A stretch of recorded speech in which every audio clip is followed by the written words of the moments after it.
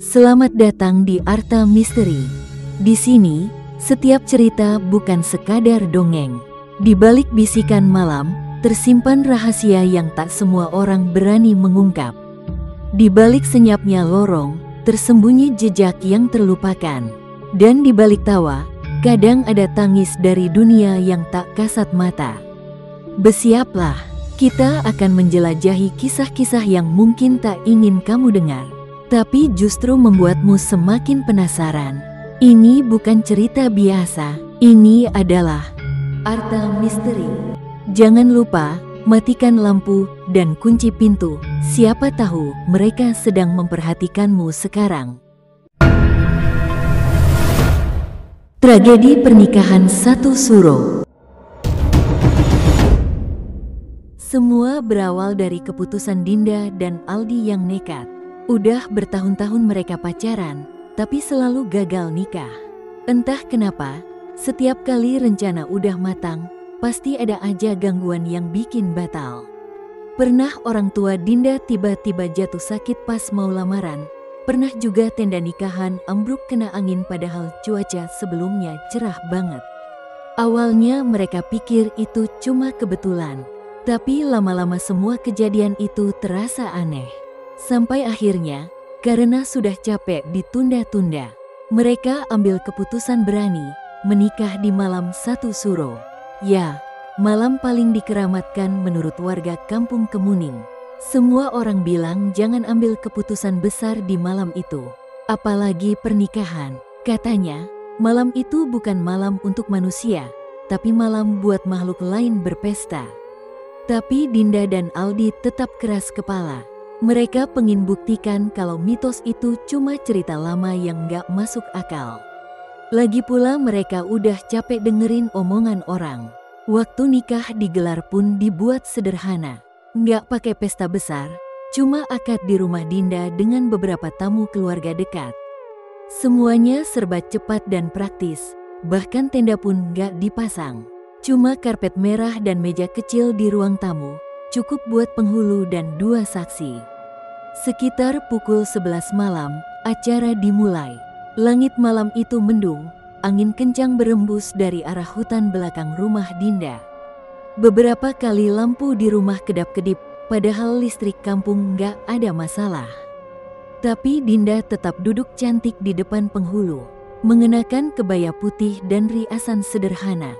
Aldi pun duduk di sebelahnya, mengenakan jas hitam pinjaman. Meski wajah mereka tersenyum, tapi sorot mata mereka gelisah. Begitu ijab kabul selesai, suasana makin gak enak. Semua orang yang ada di ruangan tiba-tiba diam, karena terdengar suara aneh dari luar rumah. Seperti suara gamelan, pelan, tapi jelas. Suara itu datang dari arah hutan. Gak ada yang main gamelan malam-malam di Kampung Kemuning, apalagi di tengah hutan yang katanya angker. Tapi suara itu terdengar nyata. Lamat-lamat, suara sinden juga ikut terdengar, menyanyikan tembang Jawa yang gak ada yang ngerti artinya. Orang-orang saling pandang, wajah Ibu Dinda pucat. Salah satu tetangga langsung berdiri dan bilang pelan, "Maaf ya, saya duluan. Anak saya di rumah lagi sakit." Lalu disusul yang lain, satu-satu pamit, gak sempat makan. Gak sempat ngucapin selamat, hanya tinggal Aldi, Dinda, dan orang tua mereka yang masih duduk termangu. Penghulu pun ikut buru-buru pulang, katanya dadanya sesak dan kepalanya mendadak pusing.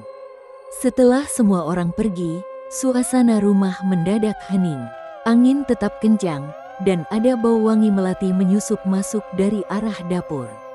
Wangi yang enak, tapi lama-lama bikin kepala berat dan jantung deg-degan. Dinda yang tadi duduk diam, mendadak menarik kerudungnya. Di ujung kerudung putih itu, ada setangkai bunga melati yang nempel, masih segar dan basah, seolah baru dipetik. Aldi langsung berdiri dan melihat sekeliling. Nggak ada siapa-siapa, tapi perasaannya nggak enak. Dinda terlihat pucat, keringat dingin mulai menetes dari pelipisnya. "Mas, kamu dengar juga kan?" bisik Dinda.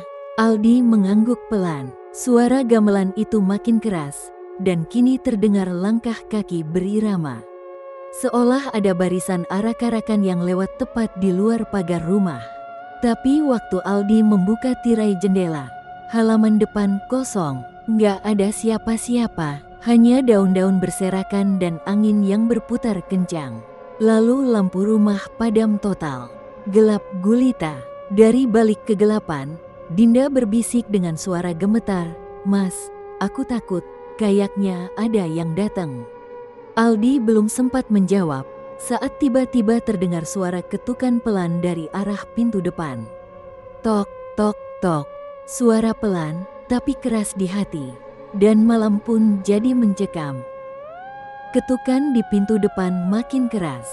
Bukan lagi suara pelan, tapi seperti ada yang benar-benar ingin masuk. Aldi menelan ludah, berdiri perlahan-lahan, lalu menyalakan senter dari HP-nya. Cahaya tipis itu bergetar karena tangannya juga gemetar. Dinda masih duduk di lantai, memeluk lutut, wajahnya makin pucat. Ia seperti kehilangan kekuatan untuk berdiri. "Jangan dibuka, Mas, jangan," bisik Dinda lirih. Aldi nggak menjawab, nalurinya bilang jangan buka, tapi rasa penasarannya jauh lebih besar. Dia berjalan pelan ke arah pintu. Tapi belum sempat tangannya menyentuh gagang, ketukannya berhenti. Tiba-tiba suasana jadi hening. Benar-benar hening, bahkan suara angin yang tadi ribut pun menghilang, seperti dunia berhenti sebentar. Tiba-tiba, pintu depan terbuka sendiri, pelan sekali, berderit panjang seperti film-film horor. Aldi langsung menyorotkan senter keluar. Tapi yang dia lihat cuma halaman gelap dan kosong. Nggak ada siapa-siapa, cuma angin yang kembali berhembus pelan, dan daun kering berterbangan. Aldi buru-buru menutup pintu lagi. Tapi saat ia berbalik, jantungnya hampir copot. Dinda berdiri di tengah ruangan, menghadap cermin yang menggantung di dinding ruang tamu. Badannya tegak, tapi kepalanya sedikit miring. Dan dia bicara, tapi bukan ke Aldi. Suaranya pelan, hampir seperti gumaman. Aldi mendekat perlahan, mencoba memahami apa yang diucapkan istrinya. "Aku sudah dipilih. Aku harus ikut. Dia bilang aku cocok." Begitu suara Dinda. Aldi menahan napas. "Din, kamu ngomong sama siapa?" Dinda nggak menjawab, tapi matanya tetap menatap bayangan di cermin. Aldi ikut menoleh ke cermin, dan darahnya langsung dingin. Di cermin itu, bukan cuma Dinda dan dirinya yang terlihat, tapi ada sosok lain di belakang mereka. Seorang perempuan berpakaian pengantin, tapi wajahnya nggak kelihatan. Rambutnya panjang menutupi muka, dan kain putih menutupi sebagian tubuhnya. Sosok itu berdiri diam, lalu perlahan mengangkat tangan, seolah menyentuh bahu Dinda. Aldi spontan menarik Dinda menjauh dari cermin. Tapi saat itu juga, kaca cermin retak sendiri. Retakannya membentuk lingkaran aneh, seperti simbol kuno. Dinda mulai menangis, tapi bukan tangisan biasa. Suaranya seperti menangis sambil tertawa kecil. Dia senang, "Mas, aku udah siap." Aldi panik. Dia tarik Dinda ke kamar, menyalakan semua lampu yang bisa dinyalakan. Tapi anehnya, lampu di kamar langsung padam begitu mereka masuk. HP Aldi pun mati mendadak, baterainya penuh sebelumnya. Dinda duduk di ujung ranjang, wajahnya menunduk, suaranya makin lirih. "Mas, kamu percaya nggak kalau pernikahan kita bukan cuma disaksikan manusia?" Aldi nggak tahu harus jawab apa, tapi di saat itu juga, dari luar kamar terdengar suara langkah-langkah kaki. Banyak. Seperti ada puluhan orang yang masuk rumah. Tapi tak ada satupun yang terlihat dari celah pintu. Kemudian, aroma bunga melati kembali tercium. Kali ini lebih menyengat, hampir seperti menusuk hidung. Dan dari bawah pintu kamar, asap putih perlahan masuk, menggumpal pelan seperti kabut. Dinda mendongak pelan, senyumnya tipis tapi matanya kosong. Dia datang, "Mas, pengantin yang pertama." Pagi harinya, suasana rumah masih aneh. Matahari sebenarnya sudah naik, tapi sinarnya terasa redup di dalam rumah. Langit pun mendung, padahal menurut ramalan cuaca, hari itu seharusnya cerah. Udara di dalam rumah tetap dingin seperti semalam. Aldi belum tidur sedikit pun. Semalaman ia duduk di pojokan kamar, menjaga Dinda yang akhirnya tertidur, atau lebih tepatnya, pingsan setelah menangis histeris. Aldi coba menenangkan diri. Ia keluar kamar, membuka jendela ruang tamu lebar-lebar, berharap udara segar bisa masuk. Tapi begitu jendela terbuka, dia melihat sesuatu yang bikin tubuhnya merinding. Di tanah halaman belakang, ada jejak kaki kecil, jejak telanjang kaki anak-anak, basah, jelas terlihat. Tapi tanahnya kering, tidak hujan semalaman. Jejak itu bermula dari arah hutan belakang dan berhenti tepat di depan pintu belakang rumah. Aldi langsung menutup jendela, napasnya ngos-ngosan. Dia ambil air wudhu dan coba salat. Tapi bahkan waktu ia takbir, pikirannya nggak tenang. Ada suara bisikan kecil yang muncul di telinganya, seperti suara perempuan tertawa pelan. Suara itu nggak kencang, tapi cukup jelas untuk bikin bulu kuduknya berdiri. Setelah salat, Aldi masuk lagi ke kamar. Dinda masih tertidur, tapi wajahnya pucat, seperti nggak berdarah. Di dahinya ada keringat dingin. Tiba-tiba, Dinda membuka mata. Tatapannya kosong, seperti orang linglung. Lalu dia duduk dan bicara pelan. Dia ada di sini, Mas. Dari tadi malam, dia nggak pergi. Aldi bingung, siapa? Din? Dinda nggak langsung jawab. Dia malah menatap langit-langit kamar, lalu tersenyum kecil. Pengantin pertama, dia yang tinggal di hutan itu, yang dulu nikah di malam satu suro juga. Tapi nggak pernah pulang. Aldi langsung menggenggam tangan istrinya. Kamu jangan ngomong aneh-aneh, Din. Kita harus keluar dari rumah ini. Kita ke tempat orang tuaku aja. Tapi Dinda tiba-tiba menarik tangannya, lalu menoleh dengan ekspresi aneh. Nggak bisa, dia nggak izinkan aku pergi. Aku udah janji sama dia semalam. Aldi panik. Ia coba paksa Dinda keluar kamar. Tapi tubuh Dinda tiba-tiba berat, seperti menolak digerakkan. Bahkan ketika Aldi memapahnya, tubuh Dinda kaku dan dingin. Persis seperti tubuh orang yang sedang kerasukan. Baru beberapa langkah keluar kamar, Dinda pingsan lagi. Aldi membaringkannya di sofa. Saat itu, handphone Aldi yang sebelumnya mati total tiba-tiba menyala sendiri. Layarnya berkedip-kedip dan ada satu notifikasi masuk. Notifikasi dari galeri foto. Aldi membukanya. Ternyata ada satu foto baru. Foto yang gak pernah dia ambil. Foto itu memperlihatkan dirinya dan Dinda sedang duduk di pelaminan semalam. Tapi yang bikin darah Aldi langsung dingin, di foto itu, di antara mereka berdua, ada satu sosok perempuan bergaun pengantin, duduk diam, rambut panjangnya menutupi wajah, dan tangannya menggenggam tangan Dinda.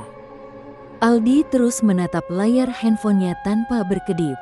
Foto itu benar-benar ada, bukan editan. Bukan juga rekayasa. Ia tidak pernah merasa mengambil gambar saat mereka duduk di pelaminan malam itu.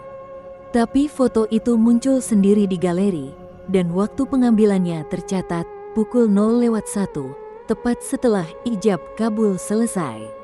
Sosok perempuan berbaju pengantin yang duduk di tengah mereka benar-benar bikin nyali runtuh.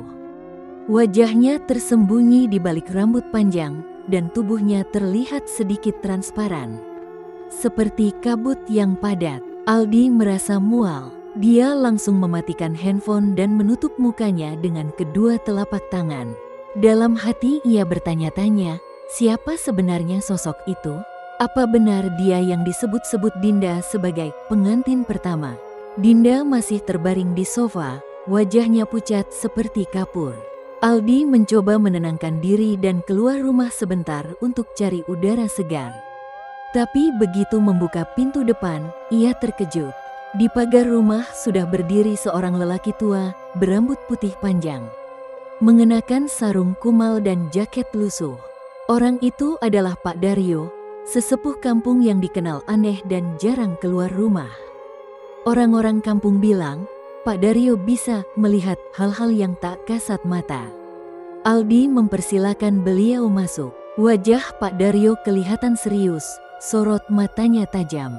Tanpa banyak basa-basi, ia berkata pelan, "Kamu sudah buka gerbang yang seharusnya tidak dibuka, Le. Malam 1 Suro bukan malam buat ijab kabul." Aldi mengangguk lemas. "Saya dan Dinda cuma pengin nikah." "Pak, niatnya baik. Kami nggak ngerti sampai separah ini."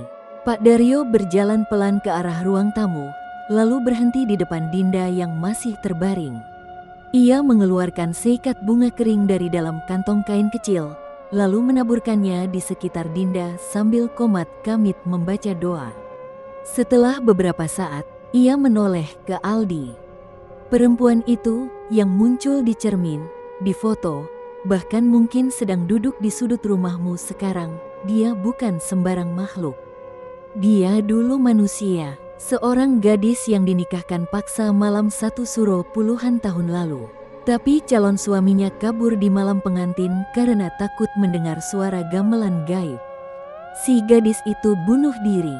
Sejak itu, arwahnya gentayangan, menunggu pasangan yang baru.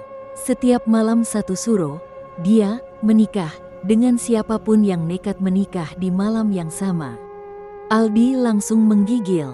Jadi, Dinda diincar, bukan cuma diincar, tapi sudah dipinang, kata Pak Daryo dingin. Tanda-tandanya sudah jelas. Wangi melati, cermin yang retak, foto gaib, dan perubahan perilaku Dinda. Sekarang tinggal kamu. Kalau kamu gak kuat menolak, kamu juga akan dibawa. Aldi menatap istrinya yang masih tertidur. Dalam benaknya, rasa takut dan cinta bercampur aduk. Ia sadar ini bukan lagi soal percaya atau tidak percaya. Ini nyata, sangat nyata. Pak Daryo menyarankan agar malam nanti Aldi ikut ke tempatnya. Katanya, hanya ada satu cara untuk memutus pernikahan gaib ini sebelum semuanya terlambat. Aldi mengangguk pelan, walau tubuhnya lemas seperti tanpa tulang. Sebelum pamit, Pak Daryo berbisik pelan, "Jangan biarkan Dinda sendiri malam ini. Walau apapun yang terjadi, jangan lepas tangannya. Karena malam nanti, arwah itu akan datang menjemput." Malam kembali datang. Suasana rumah Aldi dan Dinda seperti berhenti bernapas. Tak ada suara jangkrik, tak ada angin berhembus, bahkan suara detik jam dinding pun terasa teredam. Aldi duduk di sisi Dinda, menggenggam tangan istrinya yang terasa dingin dan kaku. Di dadanya, jantung berdebar tak beraturan, seolah tubuhnya tahu sesuatu yang mengerikan akan terjadi.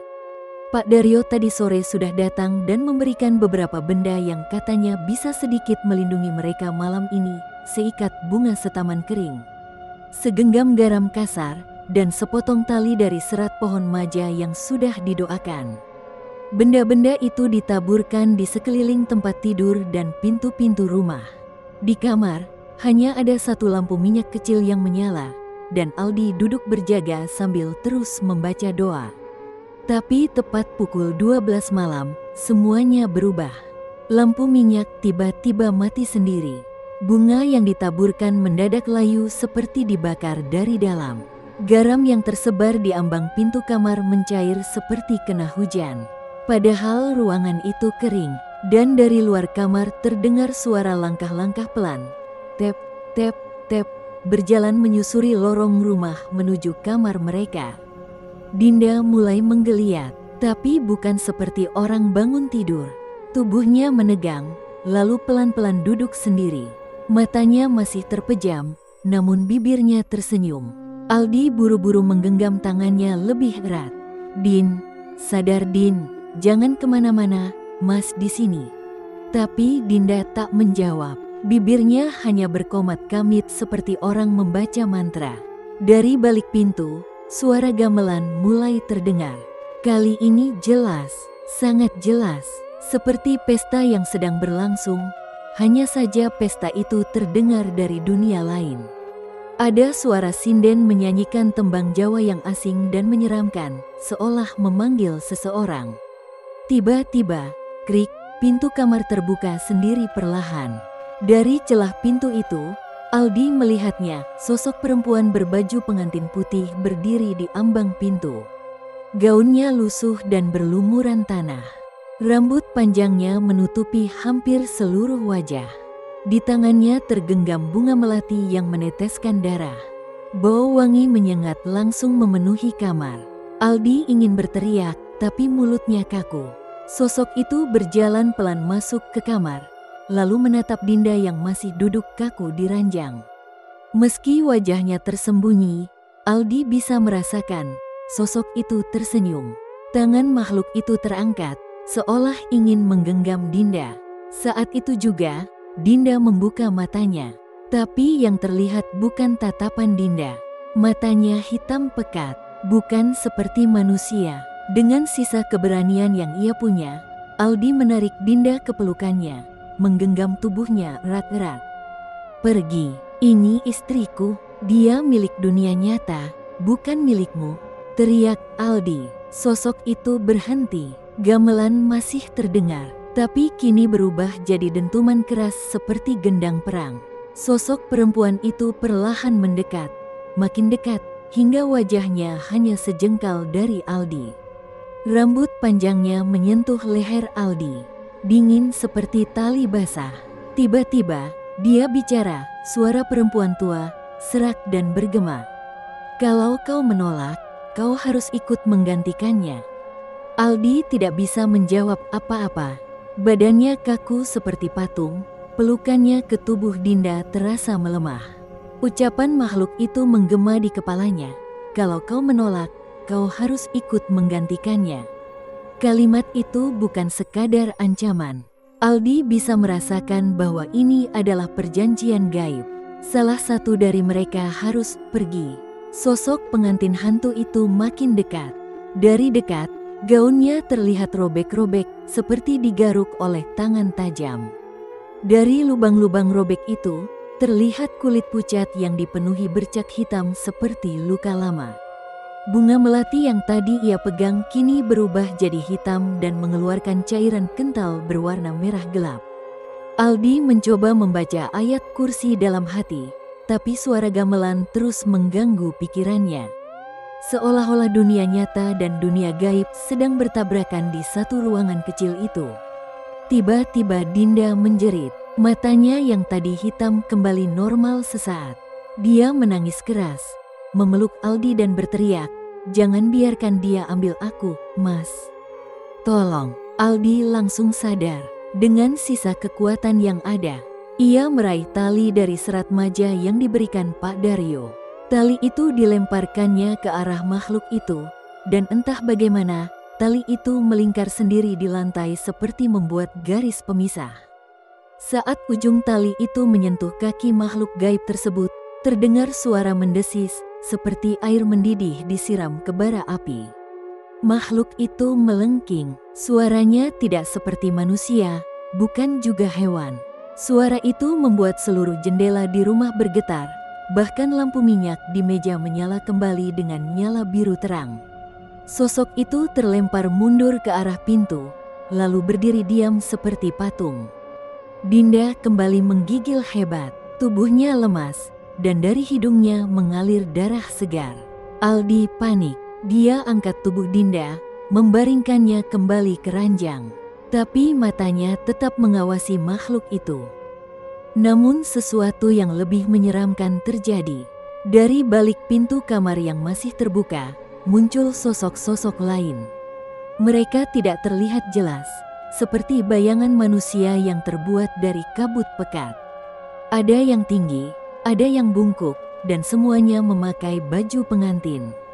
Mereka berdiri di lorong rumah, berderet diam, menatap ke arah Aldi dan Dinda. Gamelan yang tadi bertalu-talu berubah menjadi tembang lirih, tembang perpisahan. Suaranya seperti suara nyanyian arwah. Suara yang menjerat hati, membawa rasa dingin sampai ke tulang belakang. Salah satu bayangan itu bicara, suaranya pelan tapi langsung menusuk. Waktumu tidak lama. Satu harus dibawa, satu harus tinggal, atau dua-duanya akan kami ambil. Tiba-tiba, semuanya berhenti. Sunyi, lampu padam, gamelan menghilang, dan makhluk-makhluk itu lenyap seperti ditiup angin. Aldi menggenggam tangan Dinda yang kini basah oleh keringat dingin. Nafas Dinda terengah, tapi matanya sudah kembali. Mas, aku lihat mereka, banyak sekali. Semua pengantin, semua yang pernah nikah di malam satu suro, dan semuanya mati. Aldi tak tahu harus berkata apa. Ia hanya bisa memeluk Dinda lebih erat. Tapi ia tahu satu hal pasti, mereka belum selamat. Belum, sampai mereka bisa memutus semua ikatan dengan arwah pengantin gaib itu. Pagi itu, suasana rumah Aldi dan Dinda masih terasa aneh. Meskipun matahari sudah tinggi, cahaya yang masuk ke dalam rumah tetap terasa redup, seperti tersaring kabut tipis yang tidak kasat mata. Dinda belum bisa bicara banyak. Tubuhnya lemas, napasnya pendek-pendek, dan kulitnya pucat seperti habis kehabisan darah. Aldi mencoba menenangkan, membuatkan teh manis, menyelimuti tubuh istrinya, lalu bersiap pergi ke rumah Pak Daryo seperti yang direncanakan. Aldi tahu, apa yang terjadi malam itu bukan akhir. Masih ada sesuatu yang belum selesai. Sosok-sosok gaib itu bilang, satu harus dibawa, satu harus tinggal. Kalimat itu masih terngiang jelas di kepalanya, seakan perjanjian gaib itu masih menggantung, dan bisa saja sewaktu-waktu ditagih. Setibanya di rumah Pak Daryo, suasana rumah sesepuh itu pun terasa berat. Rumahnya dipenuhi bau kemenyan, kayu manis, dan dupa. Beberapa benda pusaka tergantung di dinding, dan di tengah ruangan ada mangkuk tanah liat yang berisi air bunga dan potongan rambut hitam. Aldi tak berani tanya rambut siapa. Pak Daryo duduk bersila di depan api kecil. Wajahnya serius. Kamu masih bisa menyelamatkan dia, tapi harus ada yang mau menukar tempat. Aldi mengerti maksudnya. Ia sudah menduga. Pak Daryo melanjutkan, malam ini, tepat tengah malam, kamu harus kembali ke hutan belakang rumahmu. Di sana, ada pendopo tua, bekas bangunan zaman Belanda. Di sanalah perjanjian pertama dibuat. Kamu bawa satu dari dua benda ini, cincin emas atau potongan rambut Dinda yang sudah dibacakan doa. Tapi ingat, saat kamu masuk ke sana, jangan menoleh ke belakang, apapun yang kamu dengar. Aldi diam, memandang dua benda itu. Ia tahu, hanya salah satu yang akan kembali utuh malam nanti, dirinya atau Dinda. Tepat pukul 11 malam, Aldi menyelinap keluar rumah. Dinda tertidur lemah setelah diberi ramuan dari Pak Daryo. Ia melangkah pelan menuju hutan belakang. Angin di antara pohon-pohon terasa seperti bisikan. Dan benar saja, tak jauh dari situ, dia melihat pendopo tua itu. Berdiri di tengah hutan, berdinding kayu lapuk, tapi masih utuh seakan dijaga sesuatu yang tidak terlihat. Suara gamelan sudah terdengar bahkan sebelum dia melangkah masuk. Tapi suara kali ini jauh lebih ramai. Seperti ada pesta besar. Di dalam pendopo, terlihat banyak sosok berpakaian pengantin. Semuanya berdiri melingkar. Dan di tengah mereka, berdiri sosok perempuan pengantin yang sama. Rambut panjang, baju putih, dan kini memegang tangan Dinda. Aldi tidak membuang waktu. Ia melangkah maju dan melempar cincin pernikahannya ke tengah lingkaran. Ambil aku, tapi lepaskan dia. Semua sosok menoleh padanya bersamaan. Sosok pengantin gaib itu tersenyum, untuk pertama kalinya terlihat jelas. Wajahnya hancur, seperti korban luka bakar. Tapi dari senyumnya, ada rasa tenang, seakan penantiannya selesai. Semua lampu di pendopo tiba-tiba padam. Gamelan berhenti, dan Aldi menghilang. Keesokan paginya, Dinda terbangun. Ia merasa ringan, seperti bangun dari mimpi panjang. Ia menangis, karena tahu siapa yang telah menggantikan tempatnya. Orang-orang menemukan Dinda duduk di depan rumah, sendirian, mengenakan baju tidur putih yang bersih. Tapi saat dicari ke seluruh kampung, Aldi tidak ditemukan. Bahkan namanya menghilang dari dokumen desa, seolah dia tak pernah ada. Namun, setiap malam satu suro, suara gamelan tetap terdengar dari hutan belakang. Dan di pendopo tua itu, kini ada satu sosok baru yang berdiri diam, seorang pengantin pria, menunggu giliran yang berikutnya. Begitulah kisah pernikahan yang seharusnya menjadi awal kebahagiaan, justru berubah jadi tragedi yang tak bisa dijelaskan logika. Semua orang di kampung Kemuning kini mengingat malam itu sebagai peringatan. Sebuah pelajaran pahit bahwa ada waktu-waktu tertentu di dunia ini yang bukan milik manusia. Dinda hidup tenang, namun tidak pernah menikah lagi. Ia sering terlihat menabur bunga di hutan belakang rumahnya, tepat di depan pendopo tua yang kini dipenuhi semak dan lumut. Tidak ada yang berani menegurnya. Tidak ada yang berani masuk ke hutan itu lagi, terutama setiap malam satu suro. Karena siapapun yang pernah mendengar suara gamelan dari dalam hutan, tahu bahwa pesta itu belum berakhir. Bahwa arwah-arwah pengantin itu masih berdiri di sana, menunggu. Dan setiap tahun, akan selalu ada yang datang. Mungkin karena penasaran, atau mungkin karena tak sengaja. Dan bagi mereka yang nekat menikah di malam satu suro, satu pesan penting yang harus diingat. Jangan pernah biarkan tangan pasanganmu terlepas, walau hanya sebentar, karena bisa jadi yang menggenggam di sebelahmu bukan lagi manusia.